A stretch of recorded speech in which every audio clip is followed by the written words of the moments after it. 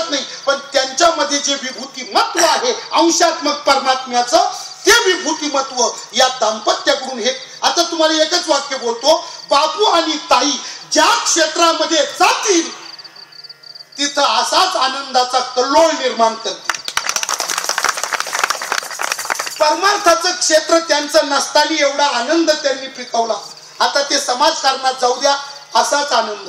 ते राजकारणात येऊ द्या, असाच आनंद राजकारणात सुद्धा आनंदाचा कल्लोळ निर्माण करतील. गोरगरिबांचे ते खऱ्या अर्थाने वाली ठरतात. आणि माझं तर म्हणणं असं आहे, नानासाहेब पत्रकार आहे आमचे, नानासाहेब राहुरी तालुक्यातले ज्येष्ठ पत्रकार आहे.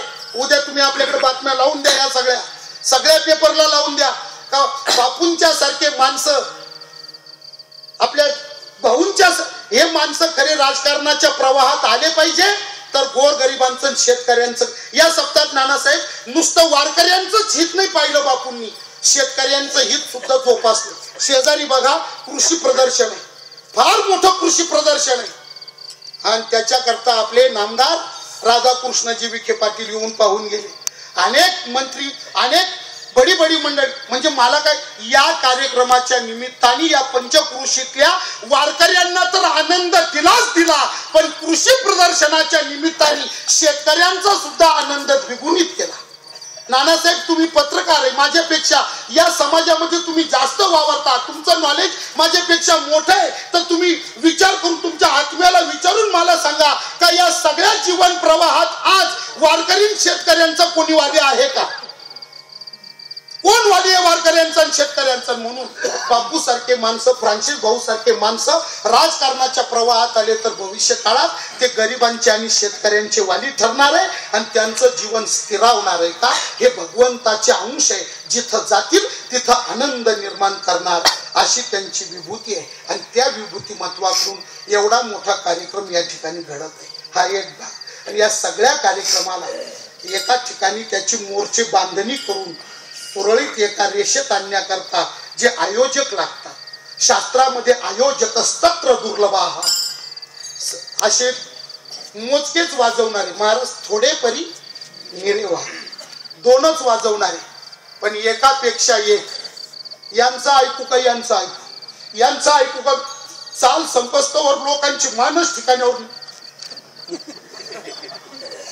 या एकेकाची. अरे आमचे हनुमान बापू म्हणजे मृदुंग कलेतले भीष्माचार्य आहेत. भीष्माचार्य मृदुंग कलेत काय भगवंतांनी त्यांच्या बोटात कला निर्माण केली. अरे आमचे थोबाडा बोलत नाही असे त्यांचे बोट निर्जीव कातड्यावर चालले तर आपल्या तोंडापेक्षा गोड बोलतात. आपल्या बोलून जागे माणसं झोपून जातात तर त्यांचे बोट निर्जीव कातड्यावर फिरले तर झोपेतले जागे होऊन भाव समाधीत जातात. त्यांच्या बोटात कला, नुसते सहज बोट. आणि तुम्ही आमच्या बापूकडे पहा, मनगटापासून एवढं झालं ते काही काही पापाने बापूकडे पहा, नुसतं इतकं झालं ते. वर खांदा सुद्धा तुम्हाला कधी हलताना दिसणार नाही. नुसत्या मनगटाच्या एवढ्या भागात भगवंतानी जादू निर्माण केली. आणि हे जो तो माणूस ज्या त्या पदावर आणून बसवणं हे आयोजकाचं कसब आहे. आणि ते हरिभक्ती परायण आपले अतुल महाराज, आदमानी महाराज, त्यांनी या ठिकाणी प्रत्यक्ष कृतीत आणलं. गायक सुद्धा बघा, गायला लागली की ऐकतच राहा.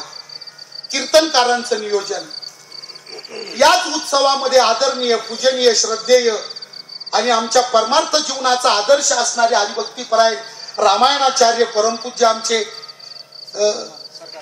सकारामजी महाराज पोटभरे, त्यांची रामकथा, सगळं नियोजन कसं तंतोतंत, दर्शन सोहळा, त्याच्यातले महात्मे.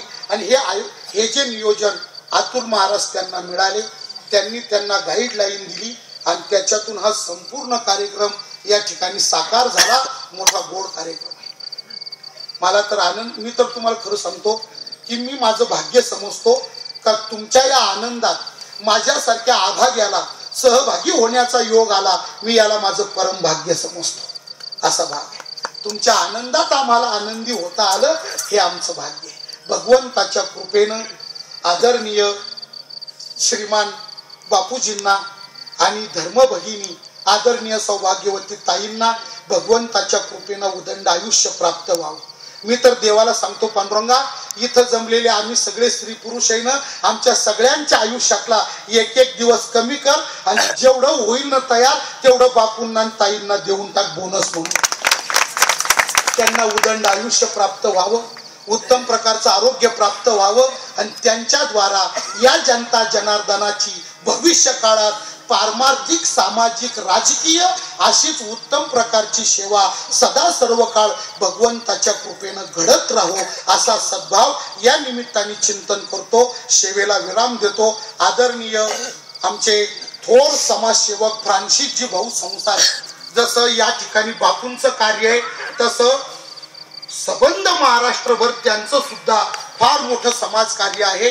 ते आज या ठिकाणी बरीच मित्रमंडळ आहेत, सर्वांचे नावं सांगत बसलो का वेळ खूप जाणार आहे. रंगारी देवगावून माझं सगळं मित्र, माझं रंगारी देवगाव मध्ये 60-70 तरुणांचं बापू माझं मित्रमंडळ आहे.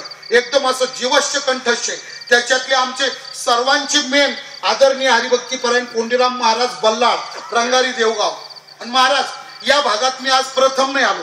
30 वर्षापासून मी कीर्तन करतो या भागात. हे सगळे माझे 30 वर्षापासूनचे मित्र आहेत. बरेच मित्र ते आमचे मुंडवाडीकर आलेत बघा. 30 वर्षापासून आम्ही एकत्र काम करतो. या कन्नड तालुक्यात आणि खुलताबाद तालुक्याचा वरचा जो भाग आहे या भागात असं गावच नाही का तिथं आम्ही जाऊन कीर्तन केले नाही. काय काय दरेगाव असेल, फुलंब्री असेल, अमुक असेल, काय काय गावं असतील, बाजार सांगवी असेल, कुठं कुठं सगळीकडे आम्ही ती. आणि याचं कारण आहे ज्यांच्यामुळे आम्ही कीर्तनकार झालो, नावारूपाला आलो, ते आमचं कीर्तन परंपरेतला आदर्श वैकुंठवासी परमपूजनीय श्रद्धेय आदरणीय हरिभक्तीपरायण नामदेव महाराज पठाडे, हा त्यांचा बाले किल्ला. पठाडे महाराजांचा हा परिसर म्हणजे त्यांचा बाले किल्ला. आणि त्यावेळी त्यांच्या मागे आम्ही कोंडराम काका, आम्ही टाळकरी, या भागातल्या आम्ही त्यांचे टाळकरी.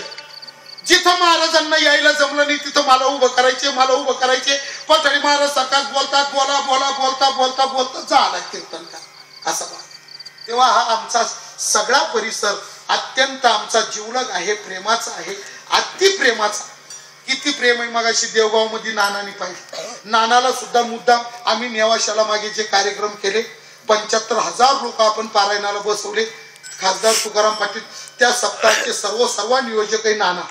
मग नानांना असं सांगितलं की बोरगाव मध्ये, मग तुम्ही एक लक्षात ठेवा, इथं 8 दिवस जे माणसं आहे ना, हे आमचे बाजीराव नाना म्हणजे हे देखरेख मंत्री आहे. देखरेख मंत्री हे फक्त आजूबाजूला पाहत राहतात असा भाग आहे. सगळी मंडळी ज्या त्या जागी नियुक्त केलेली आहे आणि असा सुंदर कार्यक्रम आहे. भगवान परमात्मा सर्वांवर कृपा करो अशा प्रकारचा भावचिंतन करतो. सगळ्या सेवेला या ठिकाणी विराम देतो. ज्ञानेश्वर